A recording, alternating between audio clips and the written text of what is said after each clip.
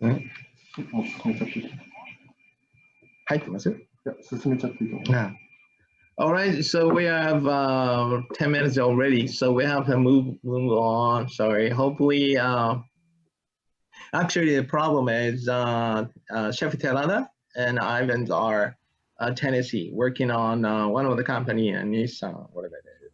So connection is having a little difficult, but we having a chat with him to get on as soon as possible. So we just keeping things. So let's go start. And David and Florida. It's no more New York right now. So how you been? I'm doing okay. Sunshine State, nice and good. Okay. Things are kind of normal here. I mean, as normal as can be. Restaurant business is doing okay. Okay. We're allowed indoor dining and our own kind of restrictions. Oh, that's good. Yeah, So not too bad. good. Welcome. And Taku, how you been doing? I've been doing well. Yeah, I just did a little road tripping to Washington recently, and yeah, just catching and creating my content. But here in San Francisco, I just visited my some of my chefs at the restaurant where I used to work, and yesterday was the last day of open indoor dining, which is open for like 2 weeks, maybe 3 weeks, something like that. So it's closed back down now. So back for San Francisco, it's all back to pretty much takeout orders for the sushi restaurant, for that restaurant, because we didn't have any outdoor dining or anything like that. Okay. Hiro-san, made it. Finally, Hiro-san is coming up. So good. So and we have a new guest as for Ai-san. How are you? I hear that you starting to take out to-go boxes, whatever it is. It's a introduce for us. Yes, so I'm in LA and we haven't been open since dine-in wise, we haven't been open since June or July, was it? But so the restaurant I was working at closed. They're not doing takeout, they're not doing outdoor. So I just started doing lunch, bento boxes, takeout, and caterings myself. And doing good so far. It is what it is. As far as it can go, I consider myself lucky and doing well. Yeah. Sure. Okay. So we can keep it healthy. That someday we can come back. So hi, Hiro-san. We are waiting for you. Hi. I got a little issue. I got just a new phone, and I'm not in the office right now. In the outside of the mountain side of the Tennessee right now. So my phone looks like connected. I got an issue a little bit. But okay. Finally, I connected. So everybody, how are you? New person. Ai-san. Hi. Nice to meet you. Hi. Hi. Nice to meet you. Nice to meet you. You too. Hi. はじめまして。 Great. So finally we got members, and we're this time is our pandemic third wave. We're having a problem, a big issue. It's not just for us, it's just the whole world. So what happened to what's the having a problem, and how you surviving? So talk about it. So coming with David, how's pandemic and third wave? How they surviving, you guys? Well, you guys know me. I'm very vocal about this. So unfortunately, Chicago indoor dining has ended 2 weeks ago, and we had to close our restaurant and let go 14 staff members. So Chicago is officially closed. New Jersey just lost indoor dining, and New York City just got a 10 p.m. curfew. And maybe Monday they might shut down the schools and all indoor dining. So it seems like this is going to be the worst wave, and there's no other options. Outdoor dining is too cold, and takeout and delivery if you have to close by 10 p.m., 9 p.m. is last call, and the employee has to leave. So we're going to be in a very big pickle very soon next week. So Florida, where I'm at, Florida is actually a little bit different. Florida is pretty much wide open, indoor dining, outdoor dining, concerts, people are partying. So I don't understand what's going on anymore now, if it's state to state, city to city. But up north, Chicago, New Jersey, and New York is going to be on full lockdown soon. Well, too scarce, huh? Yeah. Okay, how about Taku? How'd you surviving to this pandemic, third one? I'm surviving. Luckily, I'm not in the restaurant business anymore, so I don't have to worry as much as, you know, a couple of you guys, which is, you know, super lucky. I get to do all things pretty much outside.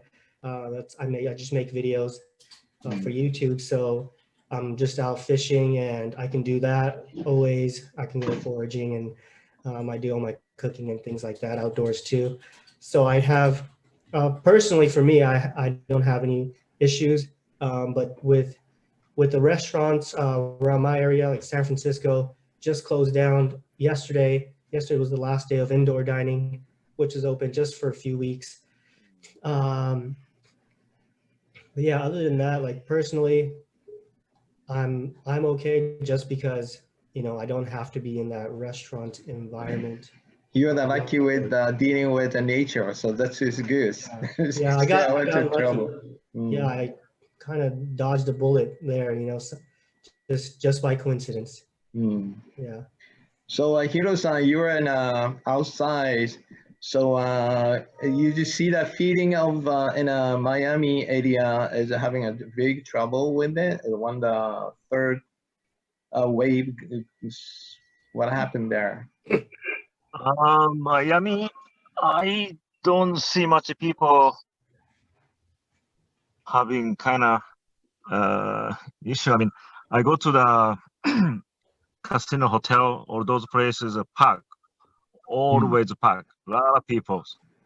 So I don't know where's the social distancing, but just only people wearing the mask. That's it, you know.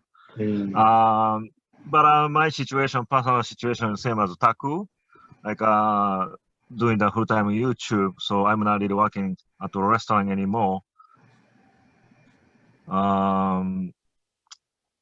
I really don't know what's going on in the restaurant, but you can see it's most 50% capacity. Most of people don't care about it. This situation, yeah, they can't. Maybe it's only in Miami because you know, people in Miami, people really don't care. Looks like. Wow. But since 5 days ago, I'm in Tennessee.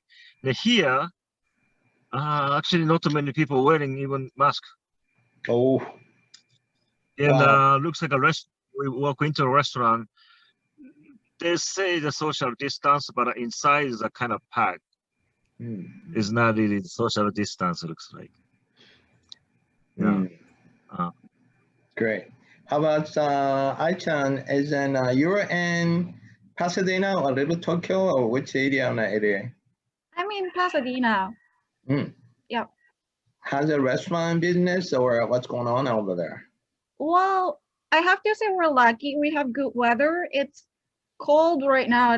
It's in like upper 50s, 60s, and it's, you know, the coldest it gets. So if you can do outdoor dining, or if you're, you know, people who accepted there's no normal anymore and pivoted their business, and then they're doing well. People are very much concerned about a pandemic. It doesn't feel like third wave here. It's more like continuous thing since the beginning, since the March. But we're in blue state, blue city, so people wear masks, people keep social distancing, and many people do private parties more, but it's easy to get tested. You know, you just go in and wait for like hour and you get result within 24 hours. So all the chefs constantly get in touch and, you know, sharing the results. So I think we're doing okay. Yeah. We're in Torrance, California. We're a little south of LAX. So, but we pretty much our school and a CDC regulation will stay. And people coming in and food for sanitizing for the food size. And then also we do alcohol by hand wash. We do a mask wear and temperature. We need always temperature check for daily basis. We do the documentation for every day, even including a guest chef, guest person too. So we try to do our school and very strict rule for stay and CDC rules in here. So now we gotta move on to. We'd like to have a special guest now, Aisan. The only the person is here this time, a woman chef. So. Old school and sushi chef used to be meant, but now as is even in my school we have a 20% of chef coming from women comes in. So I like to hear is how's your life and women sushi chef life. You can get explanation to the public, and then a lot of people want to see her, and then also in the future there's a lot of sushi chef we want to be in our field. So you are pretty much ahead of the game. So give us for what you're feeling about a sushi, women chef. The experience has been very positive because, as you said, it's rare. All the guests are like, oh, you know, it's different, and they usually enjoy that I am serving them. It's funny because when I was working at a restaurant, we had an interview because we had back then 7 female sushi chefs, and some nights we would only have female employees, like, you know, chefs and servers, and everyone would be female. And so we did this sort of short documentary thing, and like, you know, why, first of all, we say no female for sushi chef, and people talk about hand temperature or whatever BS, because you all know, like, some women have cold hands, some women have warm hand. It doesn't really matter. You know, you want to keep sushi kind of warm anyway. You don't want cold rice. So we actually did, like, you know, measuring hand temperature and proving there's no difference.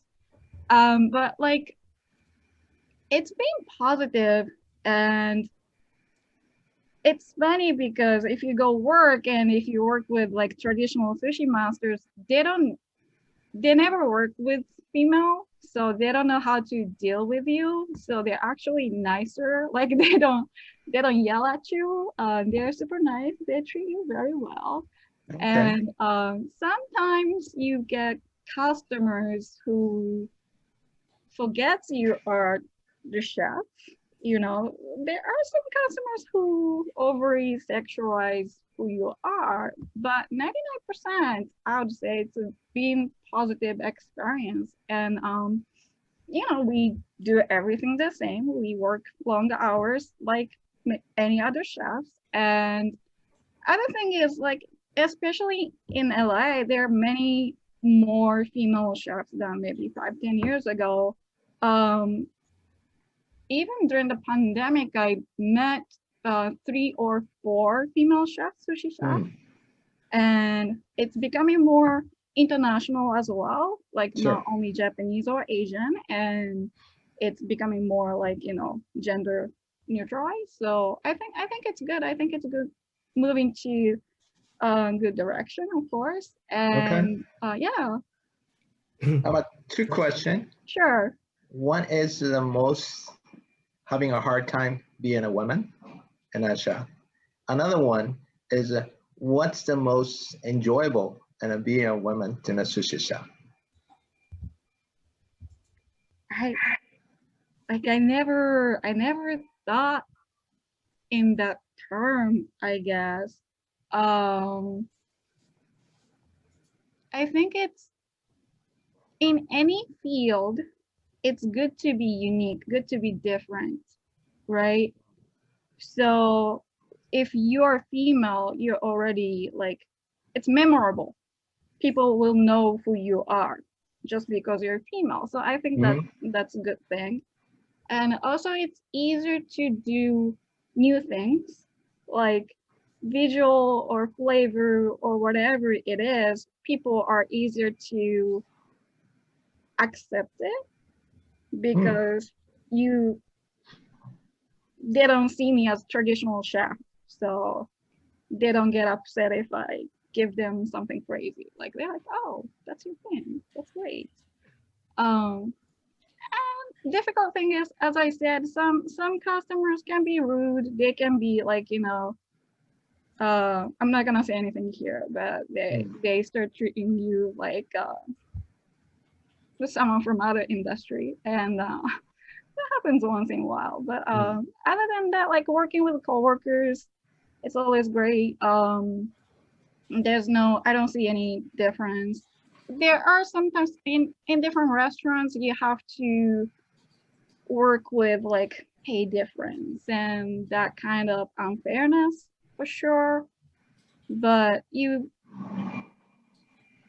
female or male, you have to prove that you got a skill, you have relationship with customers, you like as long as you have regular customers who love you, then you're fine. So yeah, I don't see too many bad things about being female sushi chef.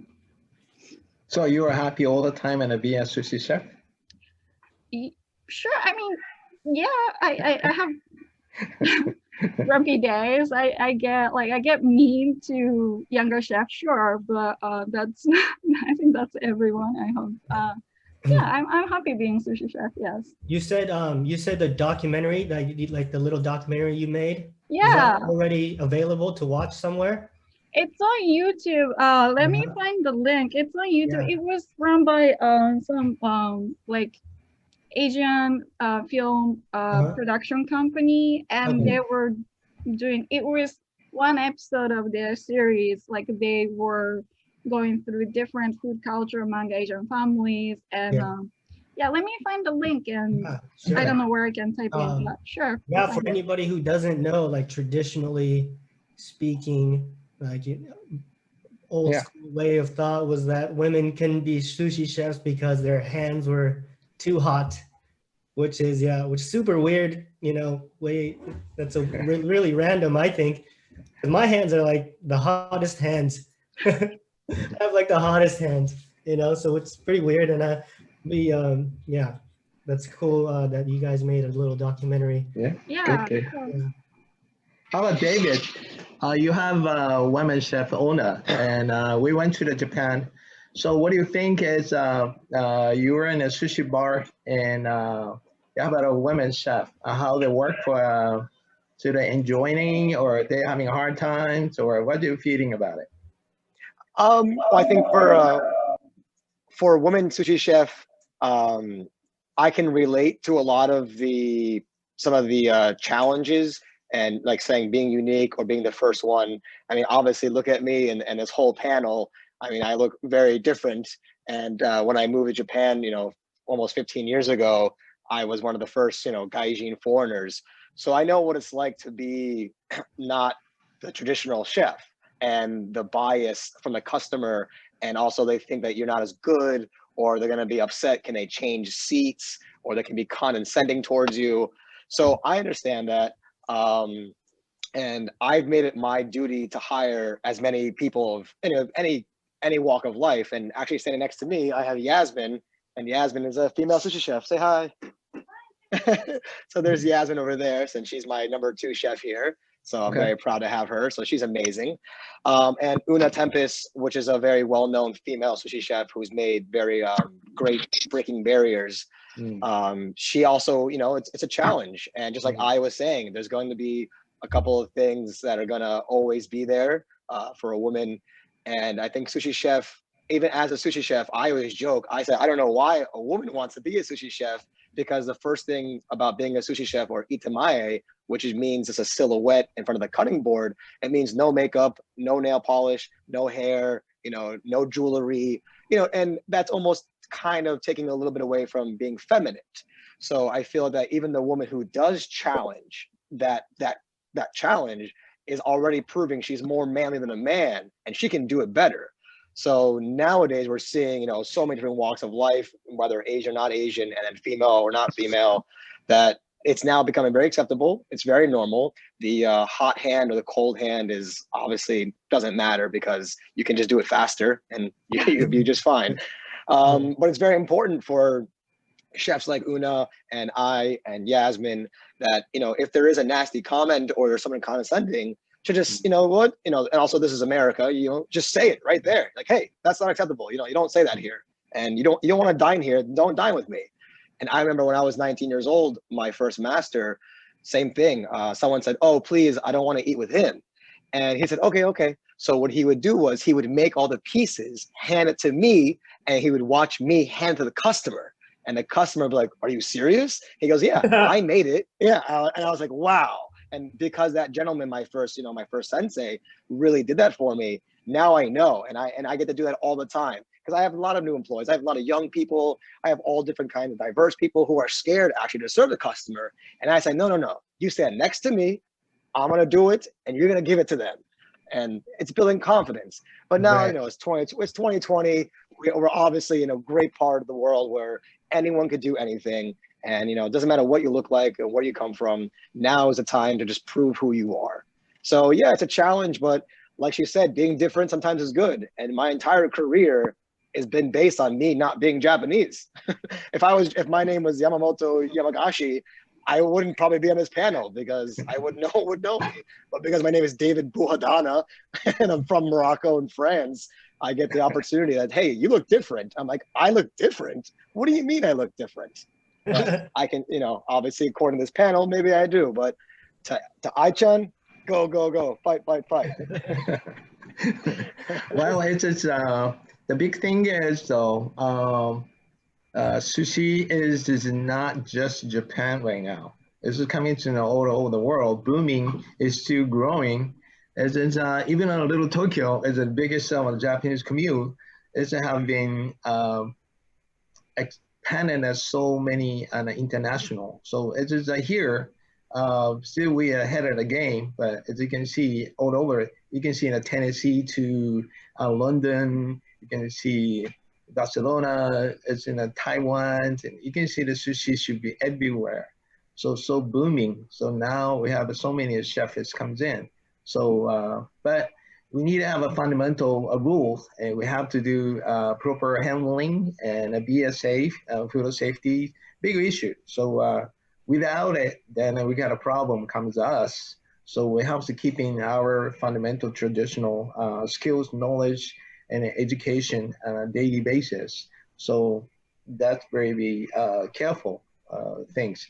And, seafood could be danger. So we like to have you. So at my school, we're doing for our last 20 years, and people come in about 1,800 people so far. But still, a lot of people needed us. It's about medium people there. Same time, 35 million people lay off. But I don't know how many sushi chef in a day off. So we're ahead of the game where we're using for internet to do connecting in many people. We try to do advices, professional chef while we're doing it. Something that we can do support is in many way. What we're doing for, again, we do now One World and a sushi network. We try to do reach out to the people to show us what we can do. And we requesting a Taku, we requesting David, we like to, Terada-san, Chef Terada is having sent it to us already. We try to do posting. So it's having a hard time. I'm having hard time to get those information because everybody's starting busy or everybody have no kitchens, they have a layoff, there's not spaces, no ingredients much. So it's very difficult, but we try to keep posting as possible, doing things. Next topics is we try to do.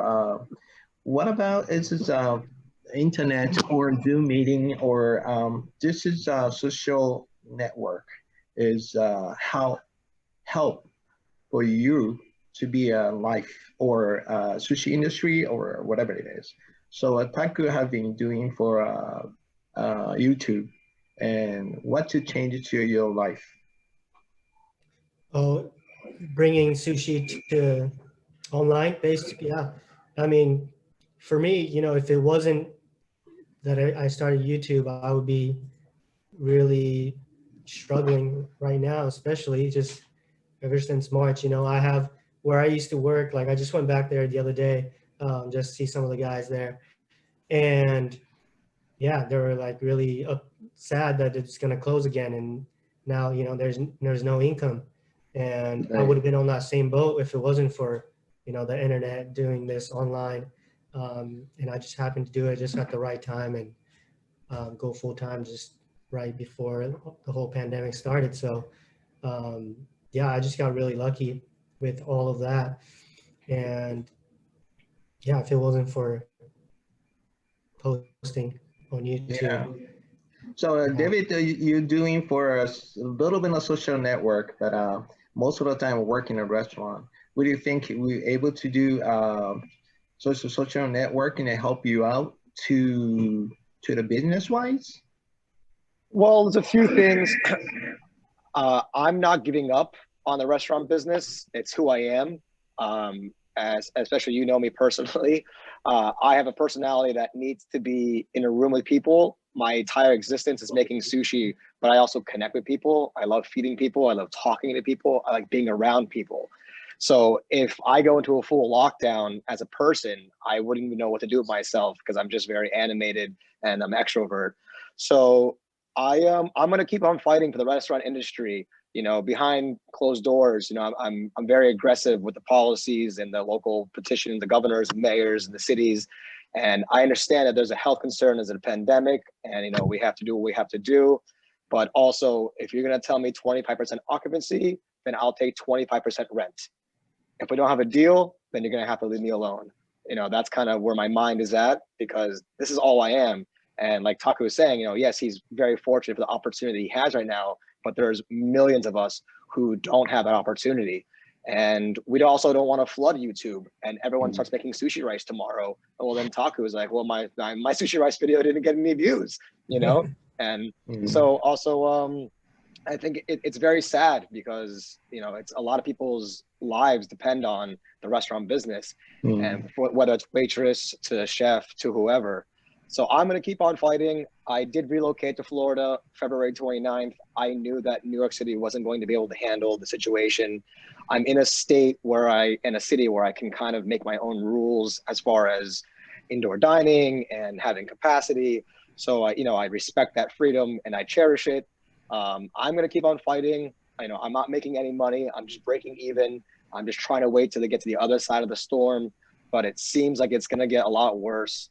And then I am kind of entertaining the idea. I do have a virtual omakase where I do private classes and I send the fish overnight and the rice to customers, but it's very expensive. This is only for the 1% people because it's expensive. It's a couple $100 just to have fun to make sushi at your home. And also that's a big slap in the face to a lot of people because they don't have the money to do something fun. So I'm working on more creative programs to bring sushi to people's houses and to do something more fun. But it's really all the odds are against us. Everything's really against us right now. And I don't think it's being fair to the industry. And there's not enough help from the PPP. We're still waiting for that PPP money to come through. We're still waiting for an answer. And while we're waiting for answers, there's new restrictions. You can't have a heater lamp outside. But then they say, okay, you can have a heat lamp, but the fire department is going to come inspect you, and it's going to be $1,000. And then, and they kind of get little, which I don't like, is the only reason they can close your restaurant is because the state liquor authority, the SLA, they will remove your license. That's the threat, and that's not fair. To come in there and say, hey, you're not doing this right. We're going to take your license away. Like, well, how about we go to court and we battle, but to revoke my license, that's the bloodline. That's what we need. Alcohol, the licenses. So to remove my licenses where I paid all the paperwork, I did all the permits, I paid for the inspections, and then that's the loophole that they just take your license. And it's kind of it's not fair. It's kind of playing dirty games. Yeah. So there might be a little uprise. We'll see. New York yesterday's 10 p.m. dining has to be done, and then we'll see. Maybe everyone's going to break the rules, But again, it's not. I understand that it's against the health pandemic, so it's very tricky. It's a very, very tricky situation. You but it's don't want to take away the alcohol license from Chef David. No, you don't. No, you don't. So yeah, so it's really it's a shame. And at this point, so many restaurants have closed, and so many people were optimistic, especially in New York City, because a lot of the New Yorkers, they had that attitude like, "Hey, we've been through a lot. We love this town." But now it's getting to the point where you can't even you can't eat outside. It's 45 degrees. It's raining. Who wants to go out there? So everyone did their best to support restaurants, but now it's coming to the end. And then takeout delivery, you're losing money. Uber Eats take 25%. And then if also the food arrives bad, they give you a bad review. People are giving bad reviews in no pandemic. So it's just the odds are against us. Yeah. FI, you said you're doing takeout, right? Are you doing it from a restaurant or from your own home? My own place, yeah. From your own home? Yep. Okay, cool. So luckily, the health department is busy, I guess. Yeah. So there are a bunch of underground scene happening right here in LA, especially. Many home operating business. The things we don't talk publicly, but we all know who's who and who's doing what. And if you have restaurant like David, you have to be super clean, like you cannot do any shady thing, of course. But there are many independent chefs operating, because again, like if there's no PPP coming to a restaurant, then they cannot hire anyone, and there's so many of us just who cannot sit and wait. So talking about like social network, without Instagram, I wouldn't be here, because back in April, I had nothing to do, and I started sharing recipe on the story, and then people, instead of making, because where do they get ingredients, they started ordering food, and that's how it started. And every week there are more customers because word of mouth, and it's just like that. So yes, YouTube video or any Instagram story video posting, it helps a lot, especially right now.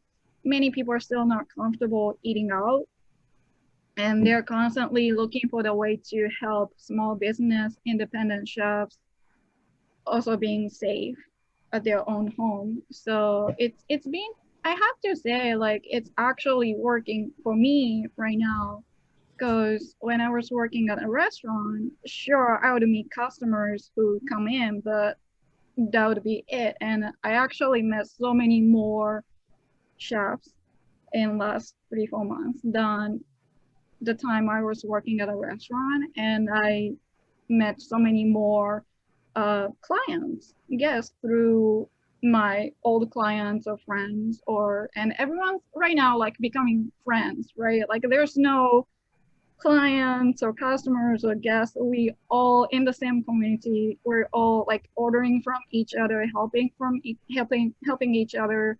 My customers will give me their persimmons, I'll give them my fish, that kind of thing. And there's better sense of community, and we feel closer among us. And I think it's actually good for us right now. We're just trying to build something for future, whatever that is. But yeah, social network is definitely helpful. Great, thank you so much. So we having many chefs having trouble with it, and you can see the whole United States, 35 million people lay off. So could be 1 million people and a sushi chef is they have no job. So we're the support. I like to support them to we do, and also other advices. Go online to posting whatever you can do, or we meet the new people, or link us to do more questions, or we can meet together by net. So, something that we can talk about it, and what, something that we can do support. We're the person not all the time in a happy situation, and we're having a hard time too. So they're having a hard time, but we can do some kind of advices to meet something to fun with it. So I like to do a Q&A section start. So people has talked to Super Chef. Please raise your hand, and we can able to answer for you. Super Hiro-san in here, and someone people want to talk to him, but we have to get the chance to talk. Anybody? Any person? I'll go first. Okay. Hiro-san, what are you doing in Tennessee? Hi. Nikkei sushi. How is it, Tennessee? Yeah. Way too cold. Too cold. 46. This morning, 36, 37, something. Way too cold. Yeah, way too cold. Yeah, but very beautiful, very beautiful. I'm staying in the mountainside right now. Oh. Stay in the cabin and across the river. So maybe later I go to fishing. Oh, I'm going nice. to do outdoor fishing. Nice. All right. I have Brian. Mark is go ahead, Brian. Hey everybody, it's great to see all of you, and I welcome. You're new to this panel, and welcome again. It's great that you're surviving this thing. The first comment has to go to our question to Taku. I guess it's more of a comment. I saw your video. You came down here to California. I'm from California. I'm a student of the Sushi Chef Institute. And you went fishing with Jocelyn, and she smoked you, buddy, man. Her yellowtail was like, twice as big as yours. Yeah. Yeah, no, I didn't even catch a yellowtail. Yeah. She got one. I didn't. Yeah, she always, she does that pretty often, actually. She outfishes me, especially when we're fishing on a boat. That's I don't awesome. know why. She's better than me on a boat. Chef David, so how is Sunset Sushi doing? Thank you, man. Sunset Sushi's doing good. I kind of make a joke. I just call it my COVID project, and I'm doing very limited seating. I'm sensitive to all that's going on right now. But I just it's going very well. I'm doing 3 seatings a night. I'm working by myself. It's incredible. I'm in Boca Raton, Florida, and I've been saying this for months to all those great chefs, especially from big cities. Go back to your hometown. Go back to Tennessee, San Mateo. Go back to Iowa, and bring all the culinary experience you have back to these small towns. And there's going to be a line out the door. The rent is a quarter of the price in New York City, Chicago, Atlanta, San Francisco. The ingredients are very easy to get all around the world now. We have social media to show people, hey, I make ramen. Come to my new ramen shop. Come to my boba tea shop. Come to my sushi shop. And I can't believe in the middle of the pandemic, I am sold out till 2021 already. That's awesome. Congratulations. Yeah. Thank you very much. Last question for Hiro. Hiro, is that Charles there sitting next to you in that car? He's driving. He's in the restroom now. Oh man, I was hoping we were going to see his face. We hear his voice all the time, but we've never seen his face. You'll never see him. There he is.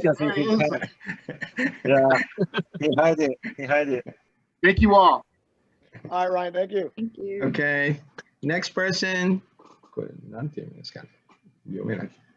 Machev. Okay. Go ahead and talk. I really have a question for everyone. It's also like I'm working for David. It's been I've learned a lot.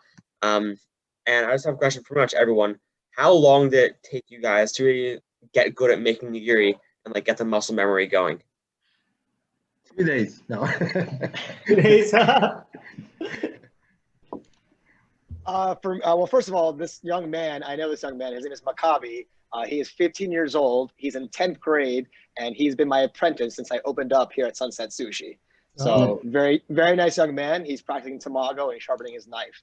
So Maccabi, I think it's going to take about 5 years so you can confidently make nigiri sushi and put it in front of customer and then charge them money. 5 years. Yeah, I had the little rice ball you made me right now. I'm using that. You're practicing. Yeah.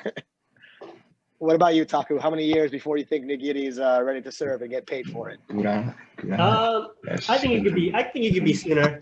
You know, as long as you practice, right? Practice in your sleep. Literally, once you start doing like so much of it, you start dreaming it. You start doing it like all the time, even if it's not physically, but in your mind, you're doing it. I think it could be a little quick, maybe 3 years.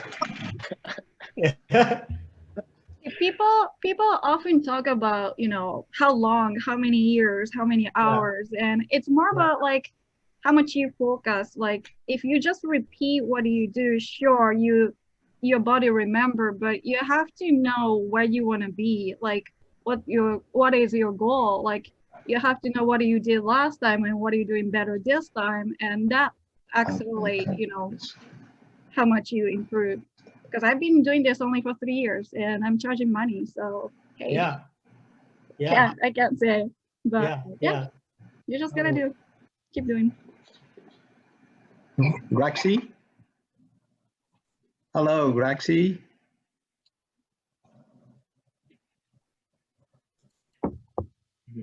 Can you hear me? How about Chris? Chris Tusoto? Hello. Yes. Hi. I'm actually a sushi chef in Northern California, and I just had a quick question kind of for everybody. Is right now I'm currently working on nigiri and sashimi, practicing, that's where I'm at, but also kind of trying to master sharpening my knives. And my head chef, the consensus in our restaurant is he can't sharpen a knife.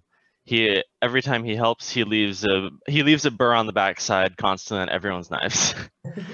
And I actually just got some new knives, and they're flat on the front end perfectly, but now every time I try and sharpen it, it seems as if it's not flat at all, and I just kind of wanted some advice on how I might be able to fix that. What do you think, everyone? Well, it's a little hard to say without actually seeing the knife, I think, because it can be, you know, it could be anything that you're doing, and it's hard to say without seeing how you do it. So I would say maybe look up some YouTube tutorials. I know a guy that does strictly knife sharpening YouTube videos. It's called Burrfection on YouTube. Okay. So like BURR-fection. Yeah, so he's really great. And I was actually talking to him yesterday about all this stuff too. So yeah, maybe, well, what's the problem you said you were having? So when I first got it and I sharpened it myself, it was I was completely flat on the front end. There's no markings from like it being uneven down the surface. What kind of knife is it? Yanagi. Yanagi. Yeah, and my head chef, he said, "Here, let me see it. Is it sharp?" And he looked at it and he said, "Oh, it's very sharp." But then he ran it 30 passes on 1,000 grit stone, and now every time I sharpen it, there's always constant markings. It's not flat, and it took me a little bit to also fix the burr that he left on the back end. So you and I don't touch it. Don't give them to somebody else. You have to dating, or is it just someone touching a roof for you? So keeping in your eye only. Don't touch somebody else, and is the worst happen. So. Sharpening a knife is the most difficult in a sushi chef industry, but you can see it's regular kasumi takes about a couple months to maintain, and then honyaki, it's a hard carbon steel, takes about a year to be maintained to the sharpness comes in. So most people not understanding, and that's the concept of how the work it is. That much difficult in sharpening a knife. So not just 1 or 2 days to do learning anything. Then it takes forever to be pure edges. Yeah, people don't know how the pure edges are. Yeah. I'd say, I'd say be friends with professionals. Go to knife shops every once in a while. Maybe go there every week. I don't know how easy it is right now, but if you're close to San Francisco, I'm sure there are like 1 or 2 great knife shops, and just go there, ask questions to them instead of your boss. There are pros. Ask them and learn from them, and watch YouTube or whatever. But Are you Bay Area? I'm in Sacramento. Sacramento? Okay. I don't know any up there, but San Francisco, and I think there's one in Oakland. There's a place called Bernal. yeah. Yeah. The main guy is in San Francisco, and he's really great at it. So yeah, if you made a trip to the city, then you can check them out. Bernal Thank Company. you. Yeah. Also, I would check out on New York, Korin, Korin. I can't think of his name. He has a great YouTube channel and an Instagram. He's a knife master. You can mail him your knives and he will send them back to you ready to go. And it is actually, most sushi chefs won't admit it, like we have 20, 30 knives, but when you send your knife to him and you get it back, it's going to be much better. All right, thank you. He has videos, yeah. He's got great videos. I think he just goes off of Korin. On the yeah. Exactly, yeah. Yeah, you can but check he has this huge giant stone that you can sharpen it right away. Yeah. And it's like it'll save you like 20 hours of work. Yeah. Well, anybody else? You guys? Benjamin, you're right there. Hi, Ben. Hello, sir.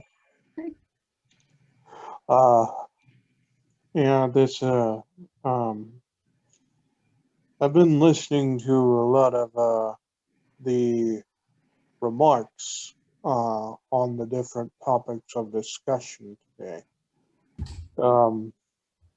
And by the way, Hiro-san, you're obviously not on my side of the state. It's actually kind of warm here. You may be cold, but I think in the mountains, the weather pressure kind of goes up. So if you were driving through the Smokies, you were probably noticing your ears popping a little. Anyway, luckily the situation here where we are, most sit-down restaurants are do have an indoor dining option, but ironically, the ones that don't are actually most of the fast food restaurants like McDonald's, Taco Bell, and Wendy's. None of them are offering in-house dining right now. So, also, something that's been going through my mind. Y'all can all chime in on this. A lot of the ingredients used for sushi, so to speak, are usually saltwater bread ingredients. How would y'all feel about using freshwater ingredients for sushi? Would there be a different type of preparation for those, or should we avoid them? What do you think? Okay, Benjamin, thank you. He's in the Tennessee area, and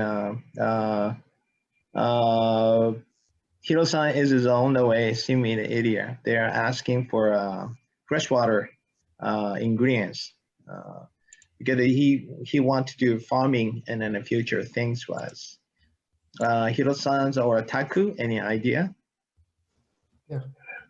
I would say so. The difference between freshwater, talking about fish, freshwater and saltwater fish, freshwater carries a lot more bacteria. That's the thing, that you can't kill off bacteria by freezing it. It has to be cooked. So that's why in sushi, like you won't see freshwater fish being served raw. Like if we even have like freshwater, we do like freshwater eel, right? That's a very common dish, but it's always cooked. It's always grilled. So yeah, you would treat it differently. Freshwater ingredients, you would certainly cook it most of the time. Yeah. Right. Okay. Okay. All right. Hiro-san, what do you think? Last person, maybe John Kelly. Hello. John. Hi. Hey guys. First, I just want to thank you all for this amazing opportunity just to be watching all of you. I watch all of your videos, Taku, as well. I follow David for a while. And I just have a quick question actually for David that is kind of off topic. You have a really cool personality. Why don't you just start a YouTube channel and really invest in it? Oh, thank you very much. I do consider it all the time, but I just can't figure out a way to put my personality into the camera because I don't have anyone to record me. And I think the secret behind Hiro and Taku is the person behind the camera. So, yeah. so a lot of time. Yeah, I totally understand. I literally have all the gadgets right here. Yeah. I have everything, and I record myself just because I also like to watch myself to get better at what I'm doing. But I'm not good at editing. But I really appreciate that, and I've been very tempted to start something soon. But also with YouTube, it's a commitment. And Taku and Hiro, you know, they put a lot of production value and a lot of time and effort.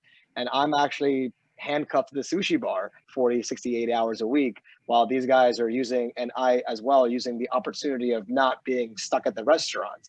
But I think I'm gonna give it a chance. I think it's gonna happen soon. I think the world needs it. I seen your Instagram videos, like it's that person behind the camera. You got the person. All right. I have a quick proposition for you, David. I don't know if you want, but if I can help you editing the videos and maybe even recording, how about that? All right, then drop me a DM me on Instagram and we'll be talking. Yeah, cool, I'll do that. Thank all of you guys. I appreciate it. Thank you, man. Would be cool to see like YouTube videos of like service, you know, your service and all that kind of stuff. I mean, I'm telling you, I want to do it so bad. I'm not good. I'm not good at that. I'm good at sushi and entertaining. That's like kind of what I'm good at. But I think watching you guys, you know, skyrocket in that profession, I definitely want to get into it. Yeah. Well, thank you for everyone. But here, then each person had a different professionalism and professional job skills and education. As now, and then the John come up with a new idea. We're gonna he or other a person has editing and cameras and other stuff.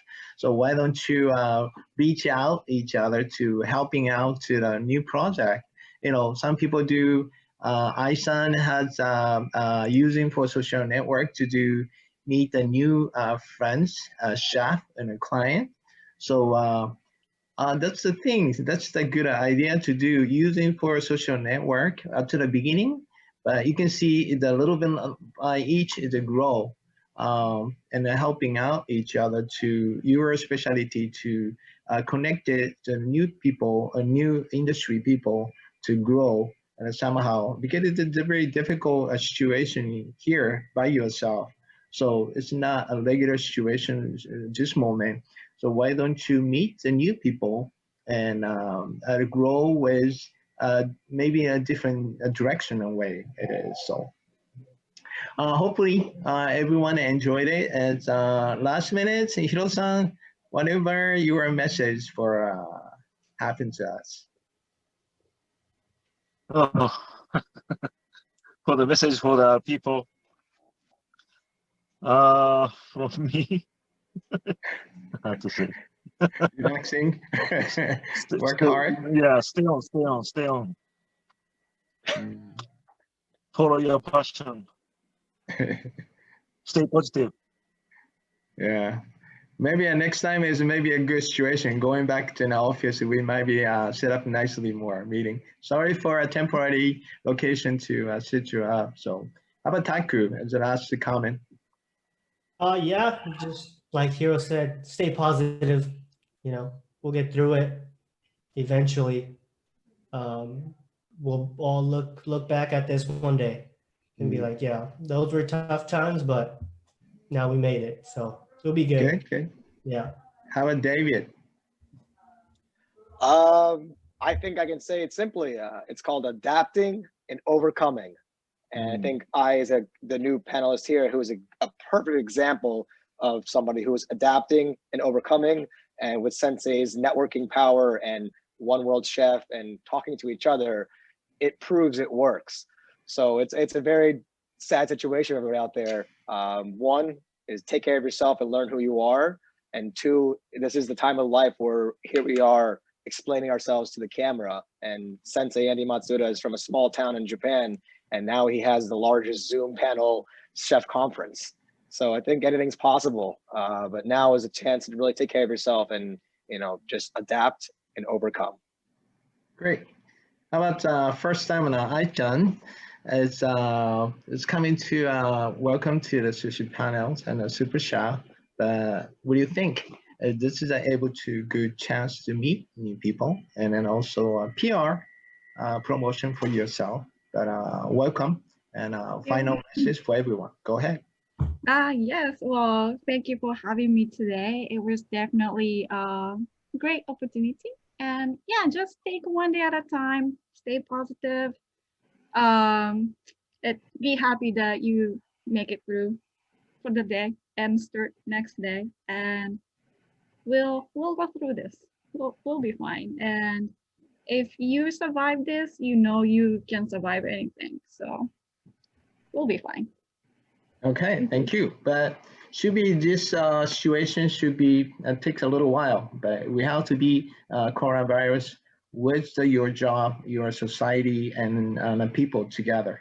So take the time, but be positive, and good luck to you, everyone. And thank you for this opportunity. We see you soon. Thank you. Bye. Thank you. Bye-bye. Thank Bye, you. guys. Thank you. See ya. Bye.